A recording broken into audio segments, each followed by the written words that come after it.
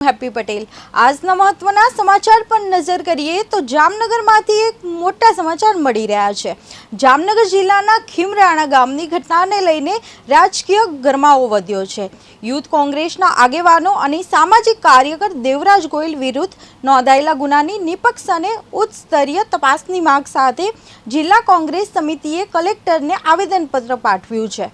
જિલ્લા કોંગ્રેસ પ્રમુખ મનોજ કથિરિયાએ જણાવ્યું કે સમગ્ર ઘટનાક્રમને લઈને અનેક પ્રશ્નો અને શંકાઓ ઊભી થઈ રહી છે, જેથી વિડીયો પુરાવા, ડિજિટલ રેકોર્ડિંગ અને પ્રત્યક્ષદર્શીઓના નિવેદનોના આધારે પારદર્શક તપાસ થવી જરૂરી છે।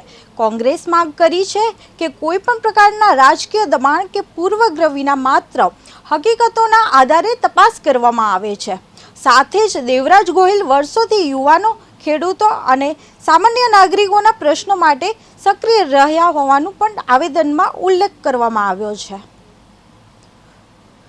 કલેક્ટર સાહેબને થોડા દિવસ પહેલા ખીમરાણા ગામે દારૂના સંદર્ભમાં અમારા યુથ કોંગ્રેસના પ્રમુખ દેવરાજ ગોહિલ વિરુદ્ધ પોલીસે ખોટા ગુના, લૂંટ અને ફરજમાં રૂકાવટ અને હુમલાના જે કલમો લગાડી કેસ કરી અટકાયત કરી જેલ હવાલે કરેલ, એના સંદર્ભમાં કલેક્ટર સાહેબને આજે રજૂઆત કરી કે અમારા યુથ કોંગ્રેસના પ્રમુખને ન્યાય મળે તે હેતુસર નિષ્પક્ષ તપાસ થાય અને જે ખોટી કલમો લગાડી અને પ્રજામાં એક ઓહાપો મચી ગયો છે કે સરકાર અને પોલીસ નિર્દોષ માણસોને દબાવે છે, તેના સંદર્ભમાં આજે રજૂઆત કરી અને દેવરાજ ગોહિલને ન્યાય મળે એના માટેનું આવેદન આપ્યું છે।